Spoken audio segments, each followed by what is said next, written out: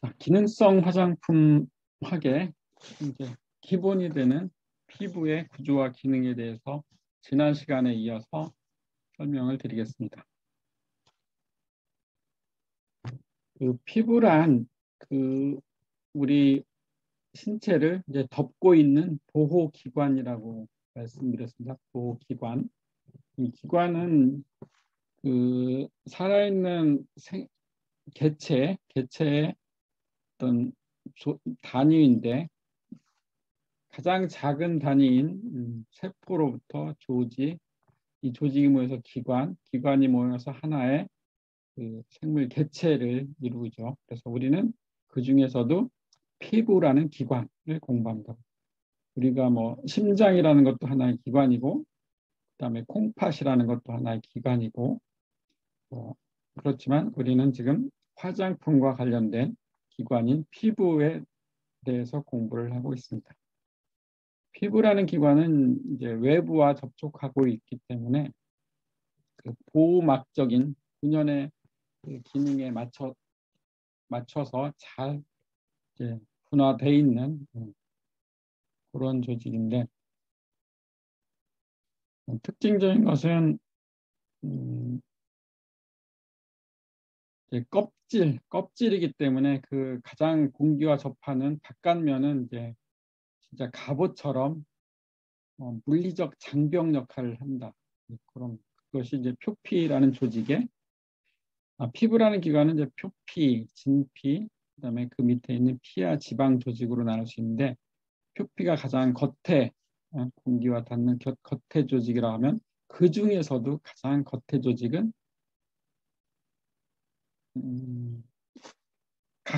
각질층인데, 그거는 이제 표피 조직을 다루면서 조금 더 자세히 다루도록 하겠습니다. 어쨌든 피부의 이제 개괄적인 특징들을 여기 이제 나열해 놓았습니다. pH가 중성이 아니라는 점이 좀 특이한 점이죠. 그 살아있는 생체는 대부분의 pH가 이제 중성입니다. 중성인데 유독 피부만이 이제 중성이 아닌 그런 특징을 가지고 있다는 점이, 그리고 이 얇은 피부 조직이지만 피부 기관이지만 이 합쳐지면 꽤 넓은, 그렇지만 뭐 한 평이 좀 안 되는 그런 넓이를 가지고 있고, 피부에도 이제 많은 수분들이 이제 들어 있고, 그리고 이제 피부의 주 성분은 이제 단백질이라는 거, 뭐 콜라겐이나 엘라스틴, 그다음에 많은 효소들, 이런 것들이 다 단백질이죠. 그래서 지난 시간에 이제 그 조직과 기관의 차이를 말씀드렸고, 그래서 조직의 집합이 기관, 그다음에 세포들의 집합이 이제 조직. 그리고 pH는 이제 신체의 pH는 대개 중성인데 피부만이 유독 이제 약산성이다. 물론 이제 여기 그림에 붙인 이제 우리가 뭐 밥을 먹으면 이제 여기서 이 강산에 의해서 이제 분해되는 위는 엄청난 이제 산성을 띠지만,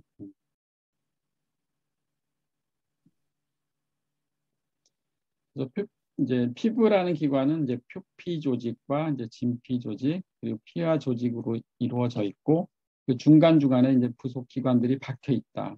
털이 박혀 있고, 손톱이 박혀 있고, 그다음에 피지를 만들어서 바깥으로 배출해서 이 표면을 코팅하는 피지샘이 있고, 또 땀 성분이 물이죠. 땀이 나와서 이제 조직을 적셔주는 땀샘이 있고, 그다음에 그 밑에 뭐 여러 관들, 동맥이 흐르는 이제 빨간 동맥관, 그다음에 정맥관, 그다음에 신경관, 림프관, 이런 것들이 지나가는데, 특이한 점은 이 관들이 어디까지만 돼 있다? 진피 조직까지만 돼 있다. 요 표피 조직에 해당되는 곳에는 혈관이 와 닿지 않는다. 이건 아주 중요한 특징입니다. 그래서 우리가 표피 조직에 생긴 어떤 트러블들, 예를 들면 기미일 수 있고, 뭐 어떤 건조증일 수도 있고, 이런 것들을 이제 개선하기 위해서 먹는 것이 좋으냐, 바르는 것이 좋으냐 하는 그런 질문들을 항상 많이 받는데, 이런 걸 보면 혈관이 와 닿지 않는다는 점을 고려하면 직접 바르는 것이 보습을 하거나 기미를 치료할 때는 훨씬 낫다라는 것들이 바로 이러한 점 때문입니다. 우리가 밥을 먹어서 영양분, 기미에 좋은 성분들을 먹어서 원하는 기미 부위까지 도달하려면 심장을 통해서 온 몸에 그 성분들이 이제 분산되니까 원하는 곳에 기미가 있는 곳에 정작 그 기미 치료제는 조금밖에 올 수가 없다. 그렇지만 그 기미 부위에 직접 매일 바르면은 그 부위로 바로 들어가서 기미에 효과가 있는 그런 기미 개선을 이제 유도할 수가 있다. 이런 점 때문에 표피 조직에는 혈관이 와 닿지 않는다. 이 점을 잘 꼭 기억해 놓으시고, 그 표피는 진피에 비해서 아주 얇다. 몇 배, 약 20배 정도. 네. 그래서 여기는 0.1mm, 100마이크로미터니까 0.1mm밖에 안 되는 얇은 조직이다.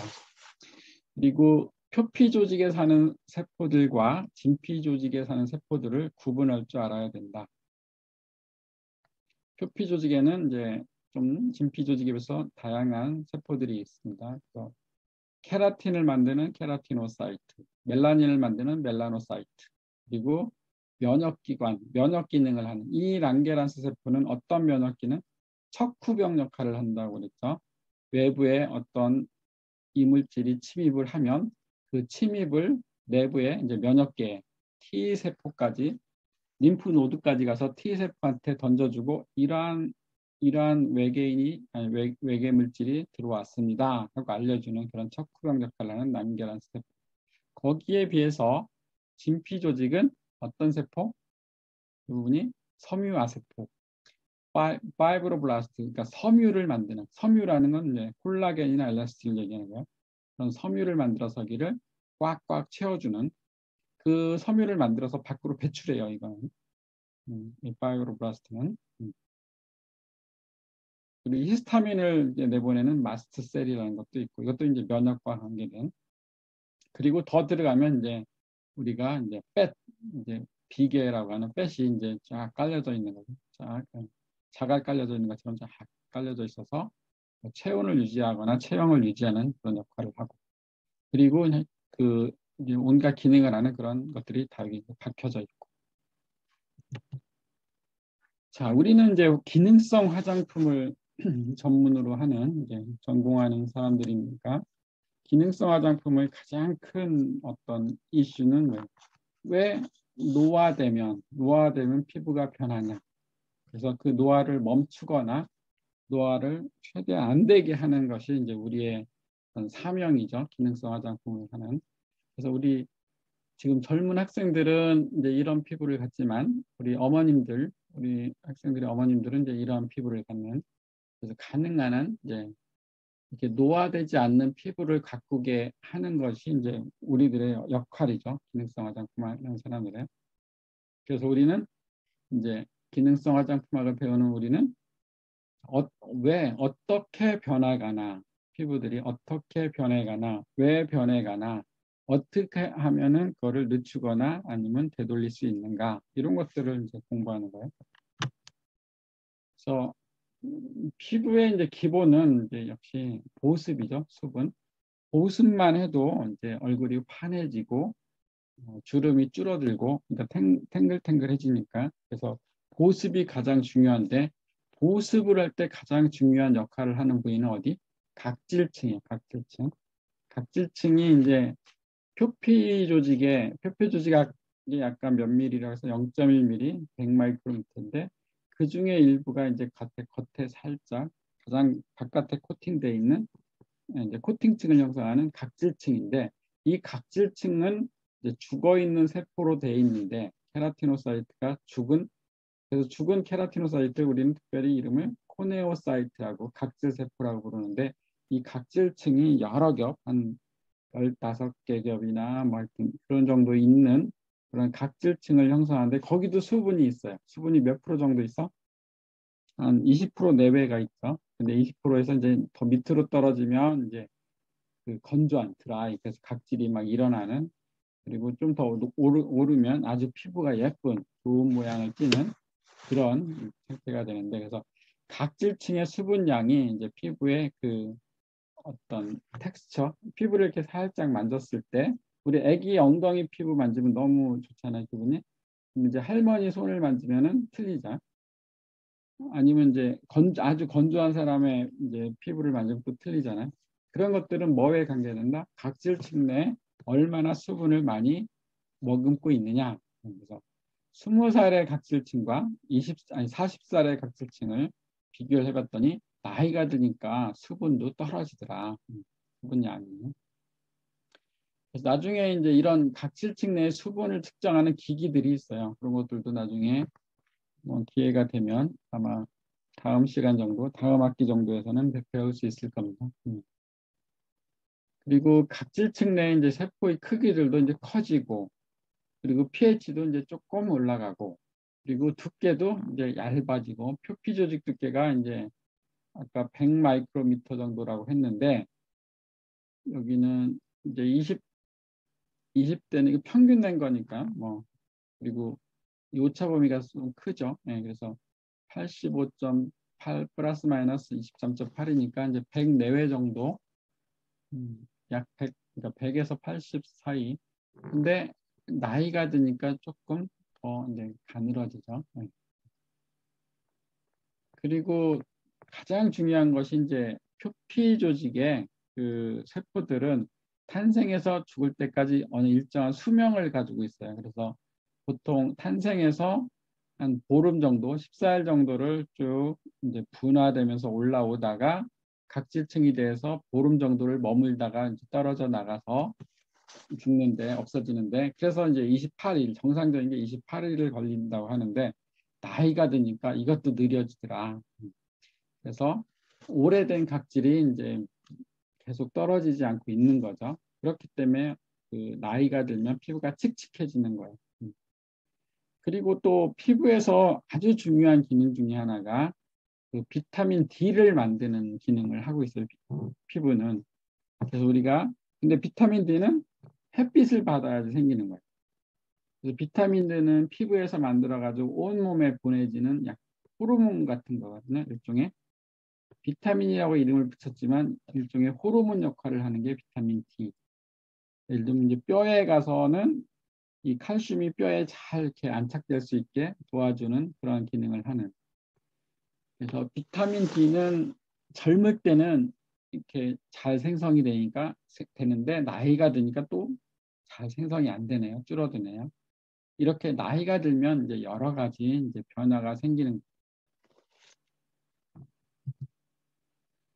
그래서 노화가 되면 달라지는 여러 가지가 있는데 그 앞에 것들을 포함해서 이렇게 정리를 해봤어요. 그래서 피부 장벽이 달라지고 피부의 흡수하는 능력도 달라지고, 그다음에 칼슘, 표피 조직 내 칼슘의 그 농도 그레디언트도 달라지고, 그리고 각질층이 만들어지는 어떤 그런 프로세스 과정도 틀려지고, 그다음에 자외선을 받든 어떤 뭐 미생물에 침입을 하든 그런 자극들이 있으면 항상 우리는 반응을 하거든요. 반응은 어떤 걸로 해?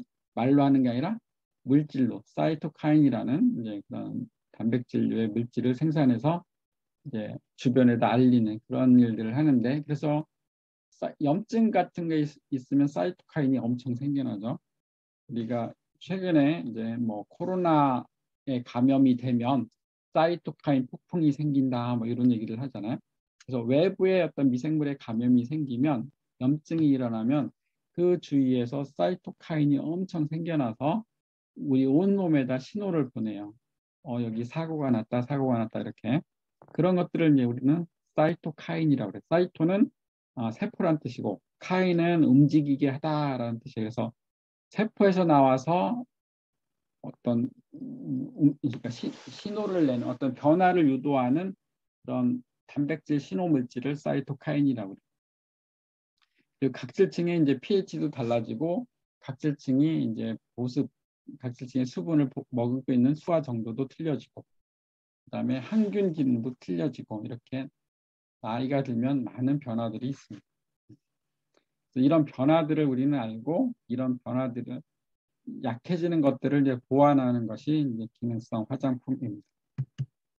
그래서 아까 이제 칼슘 그레디언트가 달라진다 이렇게 얘기했잖아요. 그래서 칼슘 그레디언트는 이렇게 농도의 차이를 있는 거를 이제 그레디언트라고 해서 여기 이 바깥에 이게 바깥이고 이게 안쪽이면 이 각질층으로부터 안으로 들어갈수록 칼슘의 농도가 높은 데서 이제 농도가 낮아지는 경향을 보이는데 이게 이제 정상적인 이제 젊은 사람의 피부인데 나이가 들면 이런 그 구배 경사가 이제 없어지는 그래서 이 농도 구배가 있음으로써 어떤 신호 전달이나 어떤 뭐 분화나 이런 것들이 정상적으로 일어나는데 그런 것들이 없으면은 이제 분화가 그래서 각질층으로 어떤 턴오버 주기가 틀려진다고 하는 것들이 이제 그런 얘기인데 그런 분화가 정상적으로 됐을 때 이렇게 턴오버 주기가 정상적으로 뭐 28일 한 달 정도인데 그렇지 않으면 이제 달라지는 게 이제 이래서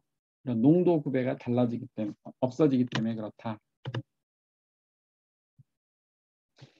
그리고 비타민 D는 그 전구물질인 그 7,7-디하이드로콜레스테롤이라는 것이 이제 피부에 있는데 이것이 햇빛을 받으면 이 전구물질이 햇볕을 받아서 비타민 D 활성형으로 바뀌는데 그래서 피부 이제 바깥에 햇빛을 쬐어야 된다는 것이 이제 이런 이유예요. 근데 햇빛을 쬐면 또 뭐 자외선 같은 것 때문에 피부에 뭐 암도 생기고 피부에 많은 데미지를 가하니까 요즘은 쪼이지 말라고 하고 비타민 D는 이제 영양제로 먹고 이렇게 하죠. 근데 원래는 영양제를 안 먹어도 바깥 생활을 하면 자연스럽게 비타민 D가 생성이 돼서 뼈가 튼튼해지고 몸이 건강해지는 그렇게 만들어져 있는 거죠, 사람은. 비타민이 그 기능성 화장품에서는 아주 중요한 역할을 합니다. 그래서 대표적인 게 이제 비타민 C죠. 비타민 C는 콜라겐 생성도 하고 기미 치료도 하고 여드름도 개선하고 피부 보습도 되고 피부 각질도 정리가 되고 아주 뭐 만병통치약처럼 좋은 이제 기능성 화장품의 소재이지만 다른 종류의 비타민들도 역시 피부에는 아주 좋은 기능을 한다. 또 대표적인 게 이제 비타민 A죠. 레티놀이라고 하는 거. 레티놀이 주름의 효과가 탁월하다는 거, 여드름의 효과가 탁월하다는 거는 많이 증명이 돼 있고 그 외에도 비타민 B, 그다음에 조금 전에 얘기한 비타민 D, 그다음에 비타민 E, 비타민 K 다 피부에 아주 좋은 역할을 하는 기능성 화장품의 좋은 원료입니다.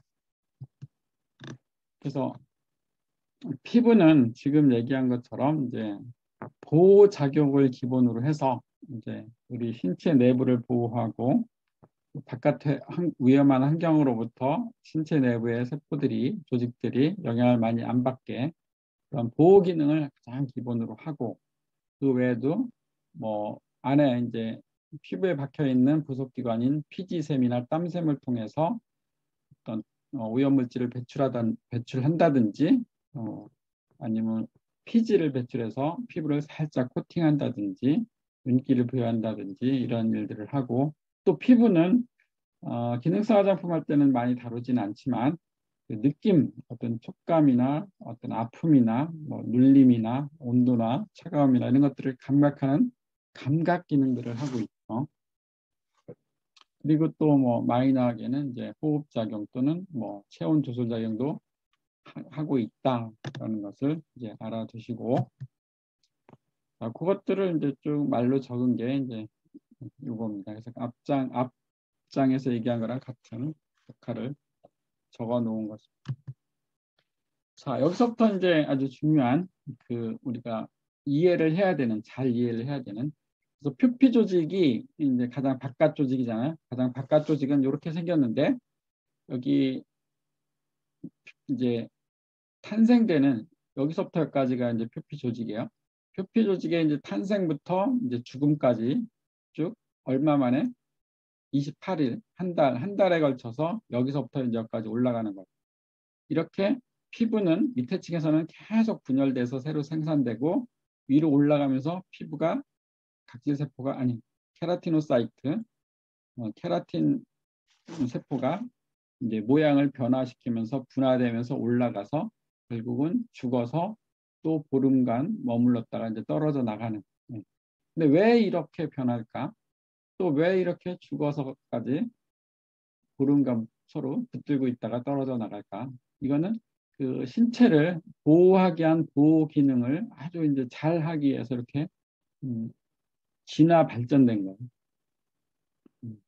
그래서 이 층을 나누는 것도 이 모양에 따라서 나눴어요. 그래서 가장 밑에 있는 기저층에서 출발해서 극이 생겨난다는 얘기 뭐야? 피부가 이제 세포라는 거 원래 이제 동글동글한 이제 타원형이잖아. 근데 한쪽으로 이렇게 뭐 삐죽이가 되는 거지. 한쪽으로 좀 이제 길어지는 극이 생겨나는. 그리고 이제 안에 과립들이 많이 생겨나요. 이 과립들은 왜 생겨나냐면 거기서 뭔가 세라마이드 같은 그 여기 나중에 각질층을 만들 때 이 각질 세포 사이사이를 채우는 우리 시멘트 물질을 만드는 것이 이제 이 과립 안에 들어 있어요. 그렇게 많은 과립층이 형성이 되고 그리고 나서 이제 다 죽어. 여기서 이제 죽어 나가는 거야. 이게 죽는 과정에 과립층이 끝에 가면 다 죽어 있죠. 죽어서 각질층으로 머물다가 이제 떨어져 나가는. 이게 바로 이제 우리 하얗게 각질돼서 떨어져 나가는 그거예요. 자, 그래서 각질층, 여기 SC라는 게 각질층이에요. 스트라툼 코늄이란 이제 영어 약자. 각질층이 하루에 몇 개 생겨나냐? 한 개 정도 생겨나, 한 개. 여기 한 층이 생겨나, 한 층. 한 층이 생겨나고. 그리고 그 각질층이 몇 층이 있냐? 여기 지금 몇 겹이냐? 한 겹, 두 겹, 세 겹, 이렇게 쭉 16겹. 그러니까 그 15일, 그러니까 여기 14일이라고 그러는데, 그래서 하루에 한 개 생겨나서 한 15층을 올라가려면 이제 한 14일 정도. 이거는 이제 하루에 생겨나는 이제 각질층의 숫자가 조금 1.15개인데, 여기다 14일 곱하면 여기 16이 나와요. 그래서 여기 생겨나서 그 15겹을 형성하면서 위로 올라가다가 이제 떨어져 나가는. 자, 이게 이제 그 표피 조직의 케라티노사이트를 중심으로 설명한 거고, 이 케라티노사이트는 이렇게 모양이 변해가고, 그리고 이제 보름 정도 살다가 죽어서 보름으로 지내다가 이제 떨어져 나가고, 그 외에 이제 멜라노사이트는 그렇진 않아요. 멜라노사이트는 계속 살아있고, 멜라노사이트는 계속 살아있고 올라가진 않아요. 얘는. 이 랑게란스는 이제 얘도 이렇게 이 케라티노사이트처럼 죽지는 않고. 그래서 이게 이제 지난번에 얘기한 뭐 바르는 게 좋아요, 먹는 게 좋아요 하는 얘기. 그래서 표피 조직에 관련된 트러블들, 기미나 피부색이나 보습에 관련되는 거는 무조건 바르는 게 좋다. 뭐 콜라겐을 먹으면 뭐 피부에 표피가 어떻게 되는데 이런 거는 좀 조금 과장된 거죠. 콜라겐은 이제 바르면 이건 이제 진피 조직 얘기인데 여기 진피에 이제 콜라겐이 있는 거죠. 콜라겐은 발라도 들어가진 않아요. 콜라겐은 여기 각질층을 뚫고 들어가려면 엄청 작아야 돼요. 분자량이 500이야. 콜라겐은 근데 분자량이 수백만이고 아무리 잘라도 아미노산 하나가 분자량이 110이니까 완전히 아미노산으로 자르지 않는 한 들어갈 수는 없는 거예요. 자, 표피 조직에는 어떤 세포들이 살고 있나 이런 얘기 했었고, 그래서 세 가지 세포 꼭 기억해 놓으시고, 각질화 세포, 그러니까 케라티노사이트, 색을 멜라닌을 만드는 멜라노사이트, 그다음에 피부 면역 척후병 역할하는 랑게란스 셀. 각각 이건 이제 그림을 더 자세히 그려놓은 거죠. 그래서 케라티노사이트가 여기 기저층에서 이제 유국층으로 가고 과립층으로 가고 이제 손바닥이나 발바닥에는 이제 투명층이라는 게 하나 더 있지만 일반적인 다른 얼굴이나 이런 데는 이제 투명층은 존재하지 않는 그래서 투명층이 있고 그다음에 각질층이 있고 이거 꼭 기억해 놓으시고 그리고 우리가 이제 피부 세포를 배양을 할 수 있어요. 이렇게 이제 배양 접시에다 플레이트에다. 그래서 이제 배양하는 것을 이제 모양을 찍은 게 이건데, 그래서 케라티노사이트의 모양은 이렇게 생겼어요. 이렇게. 그리고 멜라노사이트는 이렇게 이 다리가 이제 오징어 다리처럼 다리가 많이 있는 이 다리를 우리는 이제 덴드라이트라고 하는데, 다리가 많이 있는 이 덴드라이트를 통해서 멜라닌을 주변 세포에다 전달하는, 이 주변 세포라는 게 뭐야? 케라티노사이트죠. 그래서 예를 들면 요 그림 여기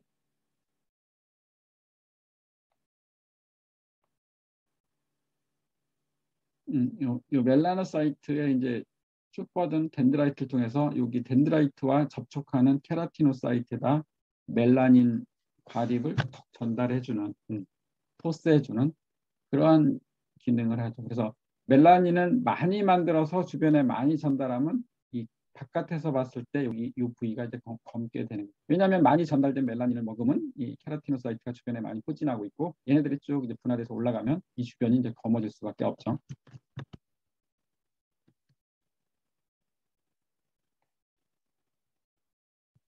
랑게란스 셀은 이제 나중에 피부 면역을 할 때 이제 더 자세히 나오고, 자, 그림을 이제 더 잘 그려놓은 게 이제 이 그림이. 이 그림. 그래서 인터넷에서 이제 그림들을 잘 찾다가 이제 좋은 그림 있으면 이렇게 가져온 건데, 이 그림을 보면 이제 그 케라티노사이트가 쭉 올라가서 모양이 옆으로 좀 길어지면서 과립이 생겨나면서 그 다음에 이제 죽어 있는, 이 여기는 핵이 없잖아요. 핵이 완전히 죽어 있는 세포예요. 그리고 여기는 세포와 세포들 사이에 이렇게 서로 붙들고 있는, 그런 것들도 보이죠. 자, 이제 그 각 층을 이제 설명을 간단히 해보면 이제 반복되는 얘기인데, 여기 다른 데서는 다 아까 얘기했던 건데, 아까 세포들끼리는 연결 서로 붙어 있는데, 그 붙어 있는 것을 하는 기능이 뭐다? 데스모즘이다. 데스모즘. 그리고 헤미데스모즘은 이제 이 표피 조직과 이제 밑에 진피 조직을 서로 이제 붙들어매는. 그래서 그 이제 그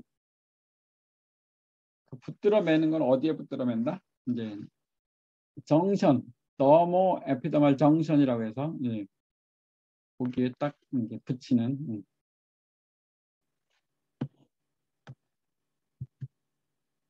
그리고 이제 극이 생겨나면 이제 유국층이라고 그랬잖아요. 옆에 조금 약간 삐주르기처럼 이제 삐뚤어지는, 한쪽이 길어지는, 이제 기저층 위에 이제 유국층, 이렇게 케라티노사이트가 그렇게 변형되면서, 이때도 아직까지는 이제 대수모즘이 충분히 있어서 서로 잘 붙들어져 있고, 여기 이제 아까 표피 조직에는 혈관이 와 닿지 않는다고 했죠. 근데 진피 조직까지 이제 혈관이 와 있어서 거기서부터 물과 영양분을 공급받아서 기저층에서는 이제 살고 있는데, 세포들이 사는데 큰 영향을 없지만, 이제 유급층에 올라가면 그래도 이제 공급은 어느 정도 되지만 기저층만큼 그렇게 잘 되지는 않죠.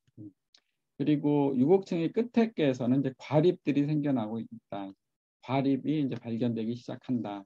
이제 과립의 종류는 이제 오들랜드 바디, 라멜라 바디 이런 것들이 있는데, 과립들이 나타나기 시작하는 것이 이제 유곡층 끝에 상부. 그 얘기는 이제 과립층이 시작되는구나 이렇게 알 수 있는 거죠. 그리고 랑게란스 셀, 이제 척후병 역할을 하는 랑게란스 셀이 유극층에 있다. 그래서 랑게란스는 이제 외부에 침입 물질이 들어오면 걔를 붙들고 이제 안으로 이동을 해서, 신기하죠? 이동을 해가지고 그 면역계, 그 T셀에 이제 T세포에 연결해주는, 그래서 림프노드까지 가서, 그러니까 림프노드라는 건 이제 뭐라고 하나, 군대로는 이렇게 전방에 이제 음, 우리 겨드랑이든 목이든 이런 주요한 부위에 이제 음, 어떤 집합되는, 그런 림프노드에 이제 T셀들이 많이 모여 있는데, 거기까지 가서 적의 침입을 알리는 그런 역할을 한다.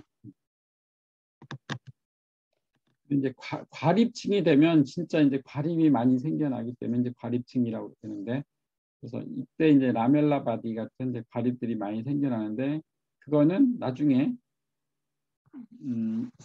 각 세포들 바깥으로 배출해서 세포 사이사이를 채우는 그러한 기능을 하는, 이때부터 이제 세포들이 죽어나가기 시작하죠. 핵이 없어지고, 그래서 죽은 각화세포, 케라틴으로 꽉 채워진 각화된 세포가 된다. 그리고 이때부터 이제 수분이 아주 줄어드는, 자기들이 가지고 있는 걸 모두 다 써버리고 이제 과립을 만들어서 내보내고 자기는 죽고 안에는 케라틴이 남고, 그래서 가장 중요한 이제 마지막 각질층은 이제 뭘로 구성됐다? 죽은 세포인 코네오사이트와 세포 사이사이를 채우고 있는 리피드. 이건 과립에서 빠져나온 거예요. 과립에서 배출해가지고 만든. 그래서 코네오사이트는 케라틴으로 꽉 채워져 있는 죽은 세포이고, 세포간 지질은 세포 사이사이를 채우고 있는 마치 벽돌 사이에 회반죽 역할을 하는 그런 세포간 지질은 우리가 많이 들어본 화장품 성분인 세라마이드, 아토피에서 가장 중요한 기능을 하는 세라마이드. 세라마이드가 뭐 한 50%를 차지하고 그 외 지방산이나 콜레스테롤이 이제 서로 섞여서 그런 라멜라 액정 구조를 하고 있다. 각질층에도 수분이 완전히 없는 것은 아니다. 20% 내외 정도가 있다. 그래서 이것보다 적으면 우리는 칙칙하고 건조한 피부가 되고, 이것보다 많으면 아주 좋은 윤기 있는, 그리고 뭐 탱글탱글한 피부가 된다. 그래서 이 각질층에 있는 코네오사이트와 인터셀룰러 리피드 세포간 지질을 마치 이렇게 벽돌과 여기 몰타르처럼 생겨 있어요. 죽은 세포인 코네오사이트 각질 세포가 이렇게 벽돌이라고 하면 그 사이사이를 꽉 채워주고 있는 그런 세포간 지질, 인터셀룰러 리피드, 이것이 이제 세포간 지질이다. 이 그림이 이제 그걸 잘 설명해주고 있고, 그래서 이 사이사이를 채우고 있는 것이 이제 가장 대표적인 것이 이제 세라마이드. 아토피 환자는 이제 세라마이드가 많이 잘 형성이 안 돼 있어서 여기 구멍이 숭숭 뚫린, 보호 기능을 못하는 그런 벽돌을 쌓아놓은 그런 구조를 하고 있는. 그래서 이렇게 그 표피 조직은 이렇게 드라마틱하게 세포가 모양과 기능이 변하면서 결국은 이제 죽게 되는데, 그 과정을 우리는 턴오버라고 한다. 턴오버. 이 탄생에서부터 이제 죽음까지.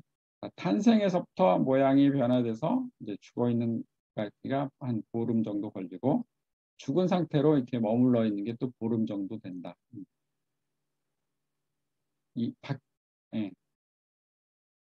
그래서 이 표피 조직을 아까 뭐 기저층, 유국층, 과립층, 그다음에 각질층 이렇게 나누죠. 그래서 이렇게 드라마틱한 변화를 하는 거는 다 안에 그런 명령어들이 있어요. 그 명령어들이 아까 사이토카인이라고 그랬죠. 사이토카인. 그래서 그런 사이토카인에 의해서 이제 그 모양들이 이제 변화되라 하는 그런 사인들에 맞춰서 변화되는 거예요. 그래서 위로 갈수록 이제 세포는 죽게 되고 분열 능력은 없어지죠. 그래서 이렇게 분열은 이렇게 표현을 했고, 위로 갈수록 모양이 이상한 모양, 다양한 모양으로 바뀌죠. 그래서 이게 분화라고 그러는데, 분화되는 능력은 이제 위에가 많고 분열되는 능력은 이제 아래가 많고, 그 정상적인 분화 이외에 여기 에이팝토시스라고 하는 좀 어려운 말이 있는데, 이거는 이제 세포 자살이라고 하는데, 세포가 좀 이상해진 정상적이지 않은 세포가 되면은 우리 몸은 얘를 이제 자살시키는 그런 기능을 하고 있어요. 예를 들면 뭐 자외선을 많이 받아서 암처럼 됐다거나 이러면은 자살시켜요, 이 세포를. 그래서 지금 조금 전에 얘기한 정상적인 분화 과정도 있지만 자살 과정들도 있다. 그래서 이러한 기능들이 이제 조금씩 이제 문제가 된 것들의 한 사례인데, 그래서 우리가 각화증이라고 하는 것들이 있는데, 피부가 각화증이 심하면 이제 칙칙하고 어둡죠. 네. 그런 것들은 이제 각질층이 이상하게 많이 쌓여져 있는, 그래서 밑에 이제 분열 능력이 없어서 이걸 이제 밀어내지 못하는 그런 그래서 이런 지금까지 얘기한 그 표피 조직이 이제 진피에 잘 달라붙게 하는 기능을 하는 이제 정션이라고 있는데 그 정션의 구조를 보면 이렇게 절대 떨어지지 않게 아주 탄탄하게 잘 묶여져 있다. 그래서 헤미데스모즘을 통해서 이제 박혀 있고 그 헤미데스모즘과 이제 앵커 우리가 이렇게 박는 걸 앵커라고 그러죠. 못 박는 같은. 그래서 앵커 필라멘트랑 연결돼서 그, 그 정션에 여기 라미나 덴스아 부위에 이제 딱딱 다 결합되어 있는 그리고 또 앵커 파이버에서 또 붙들어져 있고 그래서 이렇게 이제 잘 붙들어져 있다.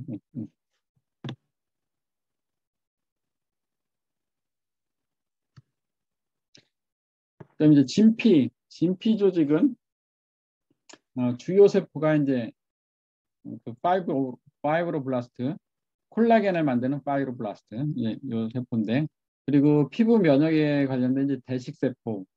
이제 여기는 이제 혈관이 와 닿기 때문에 이제 혈관을 통해서 이동한 이제 대식세포, 막 뭐든지 잡아먹는 외부에 이제 이상한 것이 들어왔거나 하여튼 이제 세포가 막 이상해졌거나 하면 대식세포가 다 이제 먹어치우는 그래서 문제가 될 소지들을 다 이제 없애버리는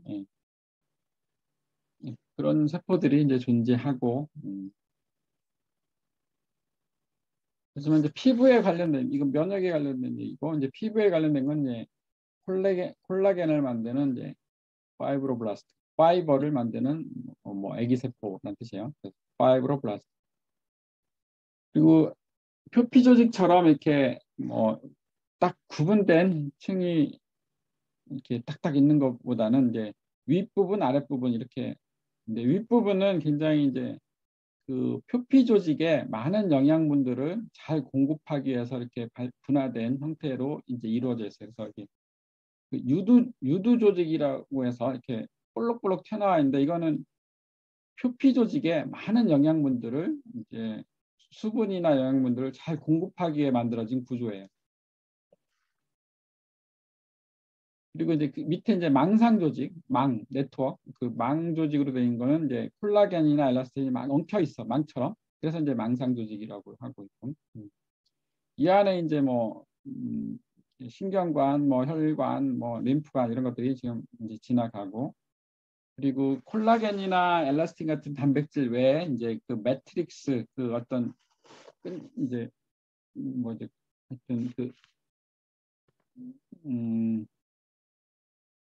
어떤 묵처럼 생긴 그런 탄수화물들이 꽉꽉 채워져 있는 그런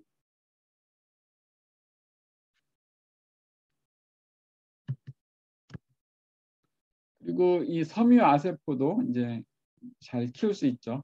키워서 이제 모양을 보면 이렇게 생겼고 그리고 더 밑으로 내려가면 이제 비계 덩어리들이 이제 비계 우리가 비계는 싫어하지만 비계는 좋은 역할들을 하고 있죠. 피부에서는.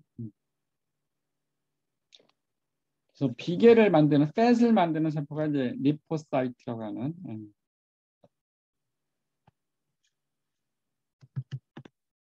그리고 이제 또 피부의 상태를 결정하는 여러 부속 기관들 그러니까 우리가 뭐 피지가 많아서 지성이 되거나 개기름이 번지를 하거나 그런 것들에 관련된 이제 피지샘은 항상 여기 이제 털이 박혀 있는 이제 그 털모공 여기랑 연결돼 있어요. 그래서 그 이번에 요로 이제 해서 이제 쭉 빠져나가는 그리고 이 피지를 뭐가 좋아해? 여드름균이 좋아해요. 여드름균은 이제 피지를 먹고 사는데 그래서 이 주변에 여드름균이 많이 살고 있어요. 그래서 피지는 계속 이제 배출이 되죠. 계속 배출이 되는데 혹시 뭐가 막혔거나 그러면은 피지가 이제 배출이 안 되고 여기 이제 뭉쳐 있는데 그러면 여드름균이 더 좋아해요. 왜냐하면 여드름균은 공기와 닿는 것을 싫어해. 그래서 근데 여기 막히면은 이 안에 이제 공기가 없는 그런 이제 언에어로빅 상태가 되는데 그러면은 이제 여드름균은 아주 신나서 먹이도 많고 살기도 좋고 하니까 그래서 번식을 엄청 하는 그래서 여드름이 생겨나는 자, 이런 피지를 만들어서 배출해서 이 피부 표면과 아니면 털에 윤기를 자르르 흐르게 하는 그런 피지샘이 있고, 그다음에 이제 땀샘은 두 가지 종류가 있어요. 그래서 이 털구멍과 연결된 땀샘이 있고, 그걸 이제 아포크라인 땀샘이라고 그러고, 이 털 모공과 관계없이 있는 이제 그걸 이제 에크린 땀샘이라고. 그래서 이거는 좀 끈적끈적한 땀이고, 이거는 좀 물 같은 땀이에요. 그런 땀샘이 있고, 그래서 피부 표면에는 수분과 이 땀샘에서 나온 수분과 이 땀샘에서 나온 수분과 이 피지샘에서 나온 기름들이 잘 엉켜져 있어서 이것이 자연스러운 화장품을 형성하는 그렇게 생겨 있죠. 동물들이 이제 대표적이죠. 동물들은 샤워를 매일 안 하잖아요. 안 하는데 이제 말 같은 경우는 이제 윤기가 제대로 흐르죠. 그런 것들은 말들은 이 피지샘이 아주 잘 발달돼 있어서 이제 피지가 잘 나오는. 그 외에 이제 손이나 발에는 이제 특이하게 케라틴으로 이제 생긴 이제 손톱이나 발톱이 있고, 그리고 우리 온 몸에는 이제 이렇게 털이 있고.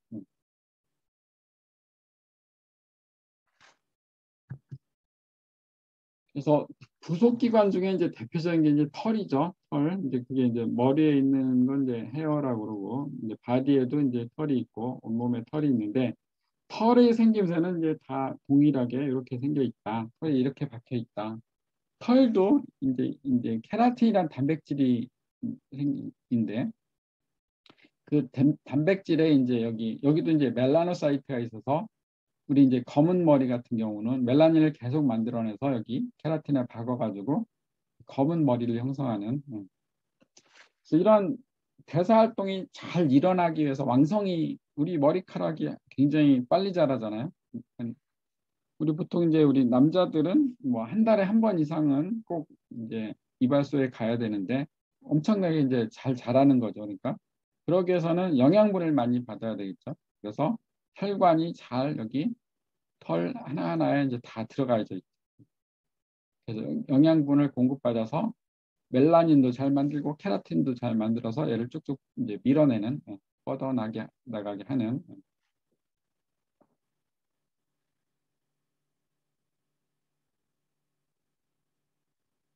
그래서 뭐 털은 이제 머리에도 있지만 이제 눈썹도 있고, 그리고 코 속에도 있고.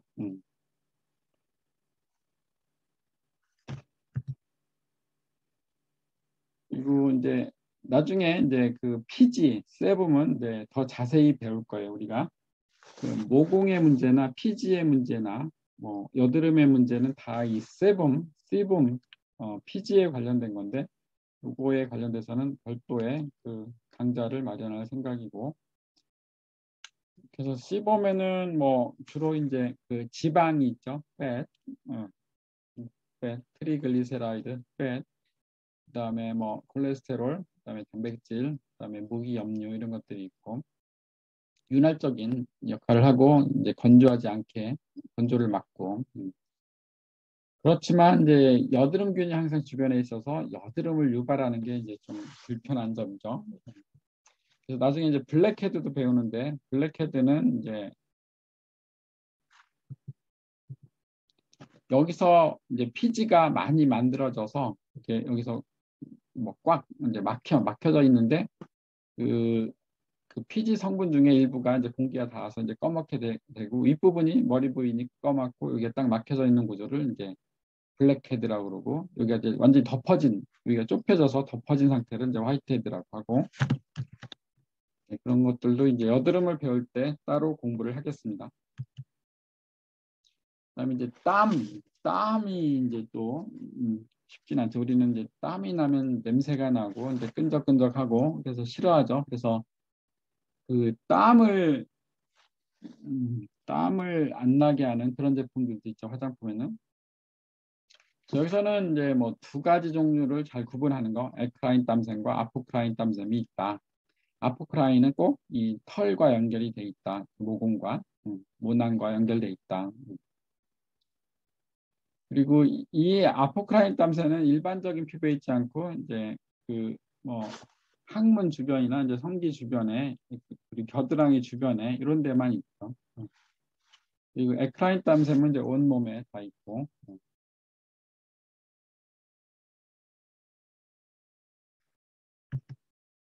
그리고 이제 손톱은 이것도 이제 일종의 부속기관인데 이 생김새는 이제 여기 이제 플레이트가 있고 이제 매트릭스 이제 기질이 있고 여기서부터 이제 플레이트로 계속 이제 케라틴을 공급해주는. 음. 그래서 기능성 화장품 학에서는 이제 이 부분을 이렇게 특별히 잘 다루지는 않죠. 그렇지만 요즘 그 네일 아트나 이런 것들도 화장품 산업에서 이제 큰 부분을 차지하기 때문에 뭐 그렇게 많은 양의 어떤 지식이 필요한 건 아닌데 어느 정도 알아놓으면 좋죠. 그리고 이제 재밌는 거는 우리가 이제 손톱이 빨리 자랄까 발톱이 빨리 자랄까 이 보면 손톱은 한 달에 한 3mm 자라고 발톱은 한 달에 한 1mm 자라고 한 3배 정도 손톱이 더 잘 자라는. 심장에서 더 가까워서 그런가 손톱이 영양분을 더 잘 받아서. 그래 하여튼 이 손톱의 성분이 이제 케라틴이라는 거 이제 케라틴으로 이루어졌다. 그래서 뭐 손톱 이제 뜯어먹는 사람 있는데 그렇게 뭐 해롭지는 않다.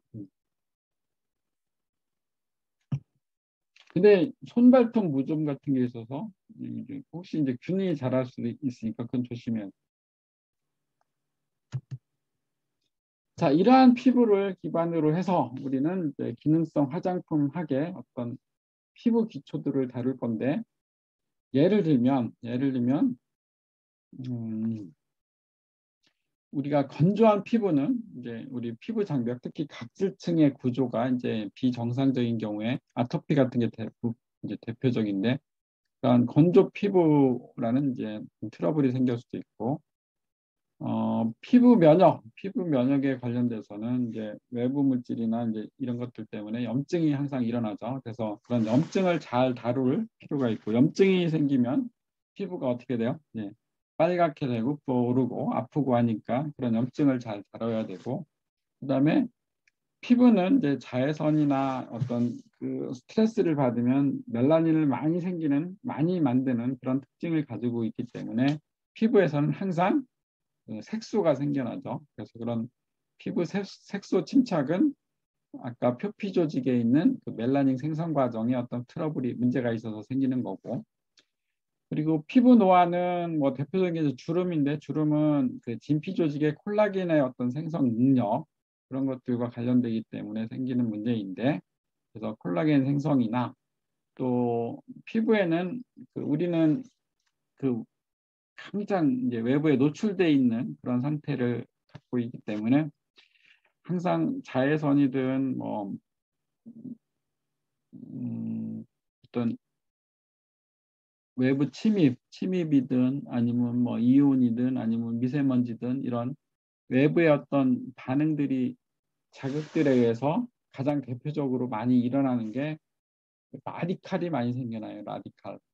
라디칼은 이제 반응성이 강한 물질인데 그래서 세포 내에서 조직 내에서 이제 여러 문제를 야기해요. 그래서 DNA를 파괴하기도 하고 리피드를 변형시키기도 하고 단백질의 기능을 뭐 못하게 하기도 하고 그렇기 때문에 피부가 이제 노화가 되는데 그런 피부 노화에 관련된 것도 역시 이제 피부의 진피 조직이나 아니면 표피 조직에서 어떤 생리적인 생물학적인 변화 때문에 생기는 일이고 그리고 조금 전에 잠깐 살펴봤듯이 이제 어떤 피지, 세붐이나 어떤 모공 그리고 피부에 항상 존재하는 여드름균 이런 것들 때문에 이제 우리는 여드름이라는 이제 피부 트러블이 생기고 그래서 오른쪽에 어떤 피부의 조직과 기능에 관련된 문제가 항상 왼쪽에 피부 트러블을 야기하는 그런 관련성을 가지고 있기 때문에 피부를 우리는 잘 이해하고 배워야 된다. 이런 거.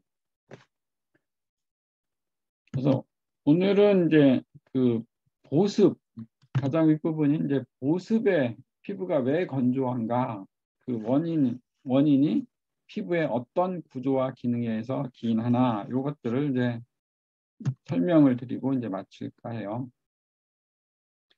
그래서 아까 쭉 배웠을 때 표피 조직의 가장 겉부분이 뭐라고 했어요? 각질층이라고 했죠. 각질층.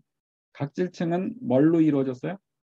각질세포. 각질세포는 기저층에서부터 쭉 올라온 세포가 이제 죽어 있는 상태를 이제 각질세포라고 그랬잖아요. 각질세포는 안에 케라틴으로 꽉 채워져 있고, 그리고 이 각질세포로 죽어나가는 과정 속에서 안에 있는 것들이 과립화돼서 다 나와서 세포간 지질, 각질세포 사이사이들을 다 채우는 그런 지질 물질들을 이제 마치 벽돌의 몰타르처럼 이제 채워 넣는데, 이 각질세포와 세포간 지질이 하여튼 합쳐서 피부 장벽이라고 하는 아주 보호벽을 만드는데, 그건 마치 벽돌과 몰타르, 좋은 기능을 하는 몰타르가 합쳐져서 외부에서 뭐 이렇게 도둑이 들어오건 뭐 외부 하여튼 침입자가 못 들어오게 하는 그런 벽을 만드는 것처럼 피부도 그렇게 생겼다. 그래서 여기 보면 그 여기 자세히 보면 이 노란 부위가 이제 그 몰타르, 우리는 여기는 이제 각도층에서 세포간 지질, 세포간 지질이 이제 구조적으로 여기 세라마이드하고 지방산이 이렇게 서로 라멜라 구조를 이제 겹겹이 쌓여져 있는 구조를 하는 라멜라 구조를 하고 있어요.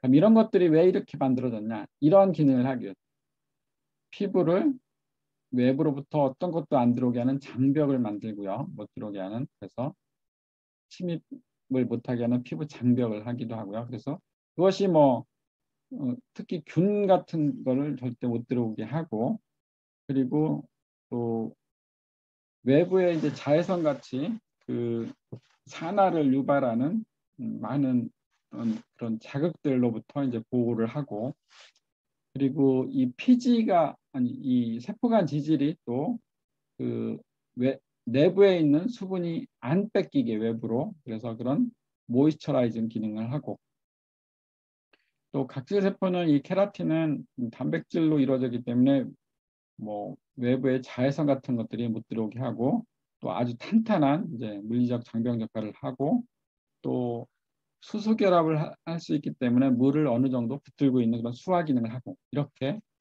이 각질층은 정말 완벽한 그런 보호 벽 기능을 한다라는 점.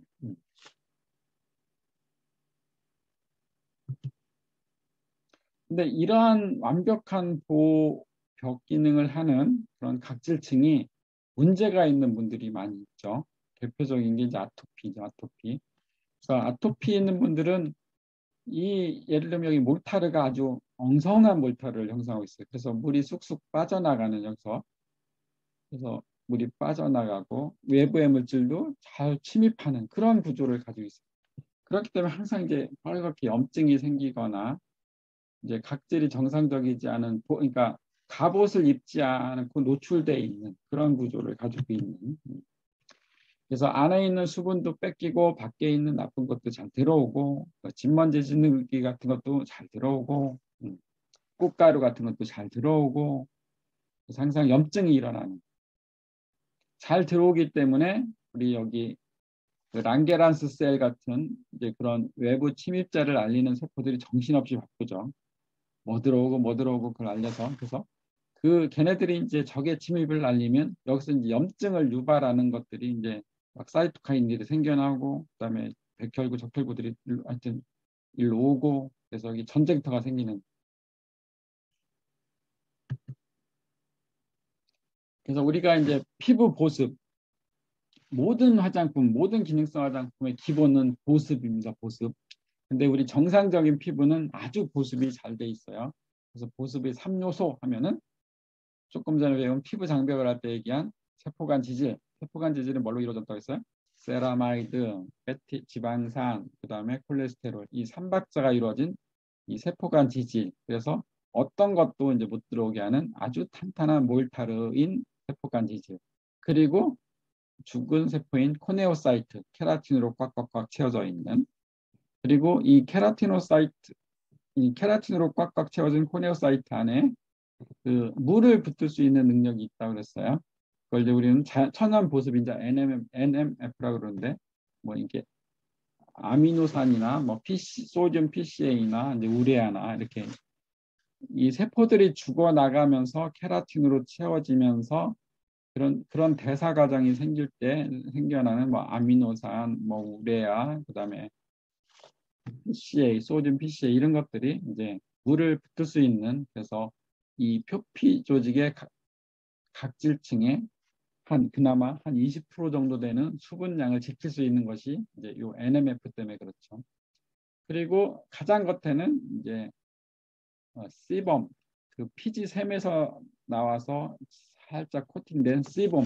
그래서 이런 시범이 물을 안 날아가게 하고 외부로부터 어떤 수분을 안 뺏기게 하고, 그런 시범, 그 다음에 코네오사이트 안에 있는 NMF, 그 다음에 세포간 이질, 이런 것들이 아주 피부 보습을 잘하게 하는 3요소. 그래서 우리가 화장품, 보습 화장품을 개발할 때는 요 피부에, 건강한 피부에 이 보습 3요소를 본따서 구성을 해요.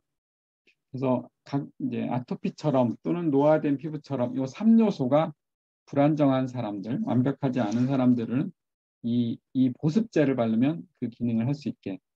그래서 예를 들면 그 시범, 이 피부 표면에 그 피지의 기능을 본따서 만든 게 이제 바세린 같은 거예요. 바세린이라는 원료, 스퀄란이라는 원료. 그래서 이거는 우리는 이제 제재적으로는 제형적으로는 오클루시브라 이렇게 얘기해요. 그래서 폐쇄 기능을 한다. 오클루시브가 이제 폐쇄거든, 막는. 그래서 시범이 그런 폐쇄 기능을 하거든요, 피지가. 그런 폐쇄 기능을 하는 이제 원료를 넣어주고, 그 다음에 물을 붙을 수 있는 휴맥턴트를 넣어주고, 예를 들면 글리세린 같은 거죠, 히아루론산 같은 거죠. 그리고 이 세포간 지지를 하는 에몰리언트 기능을 하는 거. 뭐 이거는 뭐 버터나 콜레스테롤이나 천연 오일들이 있죠. 그래서 이런 것들을 잘 조합해서 보습 효과가 좋은 피부 보습 화장품을 만들 때 그런 정상적인 완벽한 그런 피부 보습 피지 각질층을 본따서 만든다. 그래서 아까 3요소, 피부 보습의 3요소를 조금 더 자세히 설명을 하면, 겉에 있는 그런 오클루시브한 기능을 하는 게 피지라고 그랬잖아요. 피지는 피지샘에서 만들어져서 그 털을 따라서 그 털길, 그 모낭길을 따라서 나와가지고 표피를 싹 퍼지죠.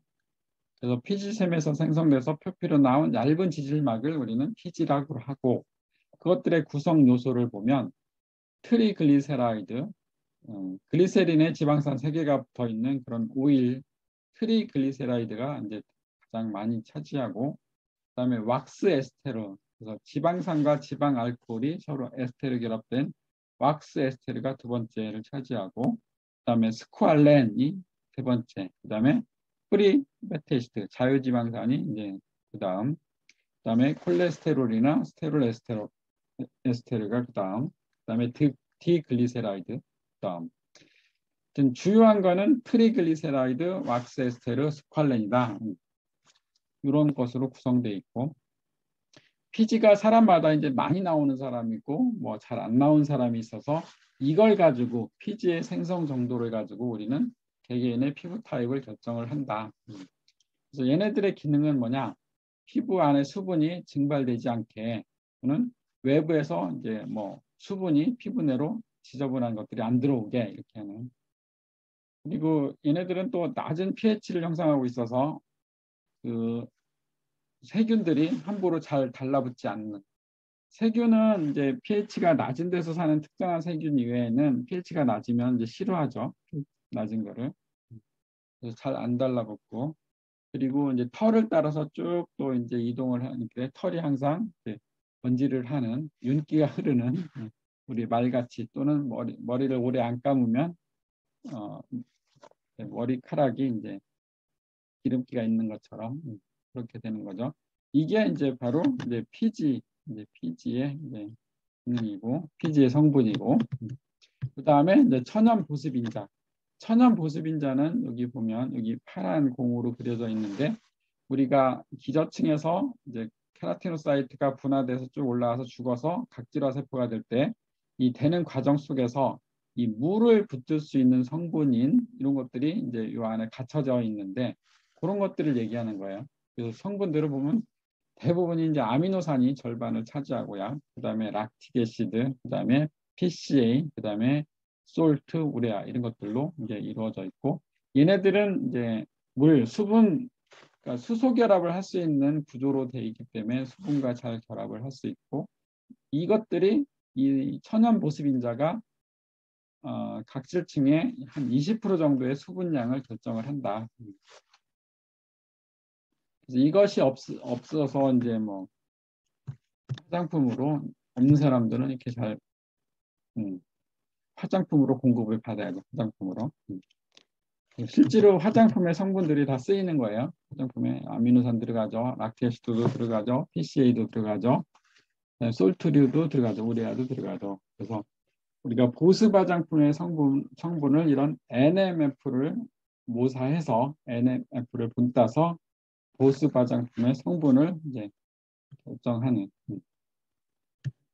그다음에 이 에몰리언트 기능을 하는 이제 세포간 지질, 각질 세포간 지질, 세포 사이사이를 채우고 있는 이 여기가 이제 빨간 게 세포의 세포인데 그 세포 사이를 이렇게 아주 촘촘하게 채우고 있어요. 이걸 더 자세히 그린 게 이거예요. 그래서 이렇게 이걸 이제 그 라멜라라고 그러는데 이거를 마치 이제 동전 겹겹이 쌓인 구조 그런 것처럼. 그래서 이거는 어떻게 이렇게 만들어지냐? 여기는 지방산과 그다음에 세라마이드와 콜레스테롤이 이 세라마이드나 지방산이나 콜레스테롤은 이렇게 친수기와 친유기를 각각 가져서 이제 우리 콩나물 대가리처럼 한쪽 방향의 어떤 극성을 갖는 그런 물질, 극성을 갖는 물질인데 이런 얘네들이 이제 배열을 친수, 친유, 친유, 친수, 친수, 친유 이런 식으로 이렇게 쭉 배열을 해서 이렇게 아주 많은 숫자가 쌓여질 수 있게 하는 그런 라멜라 과립의 형태로 촘촘히 쌓여져 있어요. 그래서 그걸 전자미교로 이런 식으로 돼 있는. 그래서 각질 세포 사이사이를 이런 식으로 아주 촘촘하게 채워져 있기 때문에 어떤 것도 들어올 수 없고 어떤 물도 빼앗길 수 없는 그런 완벽한 이제 에몰리언트 구조를 하고 있죠. 이 세포간 지질이. 그래서 화장품도 이 모양을 분따서 뭐 세라마이드를 넣자, 지방산을 넣자, 콜레스테롤을 넣자 이렇게 하는 거죠. 그 이 라멜라 구조 형성한 원리를 이렇게 여기다 그려놔서 이렇게 여기 콩나물 대가리가 이제 친수고 이제 꼬리 부분이 친유인데 여기 보면 구조가 친유, 친수, 친수, 친유, 친유, 친수, 친수, 친유 이런 식으로 나열을 하면 아주 많은 숫자의 인자 수가 들어갈 수 있죠. 그래서 이런 걸 이제 겉으로 보면 이제 액정 우리 액정 TV처럼 액정도 이렇게 생겼죠. 자, 이렇게 그 피부 보습의 3요소를 이제 배웠는데 피부는 이렇게 각질 세포간 지질이 그 라멜라 액정 구조를 하면서 완벽하게 이제 내부 수분을 이제 뺏기지 않게 외부의 침입자가 안 들어오게 하는 그런 아주 좋은 장벽 역할을 하고 이런 것들이 부족한 게 이제 아토피 환자인데 아토피 환자는 그래서 그 화장품 중에 이제 이러한 성분들을 이제 많이 넣은 화장품을 해서 그 피부 위에 이러한 구조를 만들어 놓게 하려는 것이 이제 아토피 화장품. 그래서 피부 부속의 3요소가 이제 세 번째가 각질 세포간 지질, 두 번째가 천연 보습인자, 첫 번째가 이제 피지. 그래서 요 세 가지를 잘 조합을 해서 피부는 완벽한 이제 보습 형태를 갖추고 있는데 이런 것들을 본따서 기능이 좋은 보습 화장품을 개발을 하면 됩니다.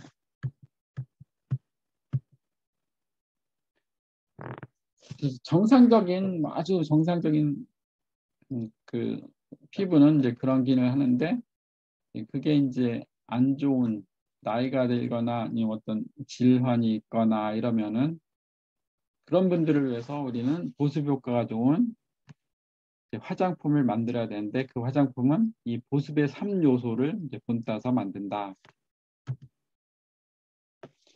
자, 이렇게 해서 그 피부 기능성 화장품의